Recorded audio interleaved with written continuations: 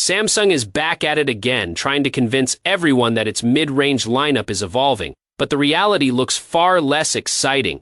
The upcoming Samsung Galaxy A57 and Samsung Galaxy A37 have already leaked through early unboxing videos from Thailand, and instead of building hype, these leaks mostly expose how repetitive Samsung's strategy has become. At first glance, it's hard to tell these phones apart, and that's not a compliment. Both devices look almost identical, recycling the same tire design language seen in the Samsung Galaxy A56 and Samsung Galaxy A36. The so-called premium finish and triple camera layout feel more like copy-paste work than innovation. Samsung isn't even trying to differentiate its products visually anymore, which makes the entire lineup feel lazy and uninspired. The Samsung Galaxy A57 is being marketed as the more advanced option. But even here, things aren't as impressive as they sound. Samsung is pushing AI voice recognition as a headline feature, acting like it's some groundbreaking addition. In reality, this feels more like a forced trend-following move rather than a meaningful upgrade. Slapping AI onto features doesn't automatically make a phone smarter, it just makes the marketing louder. Slapping AI onto features doesn't automatically make a phone smarter, it just makes the marketing louder. Then comes the design claims. Samsung is reportedly calling the A57 one of the thinnest and lightest devices in the A series, with a thickness of 6.9 mm and a weight of 179 grams. But this claim doesn't hold up under scrutiny.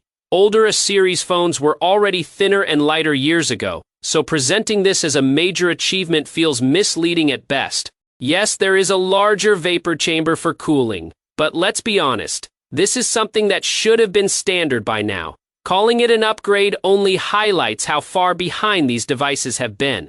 The camera setup also fails to impress. A 50-megapixel main sensor, a 12-megapixel ultra-wide, and a 5-megapixel macro lens sound decent on paper.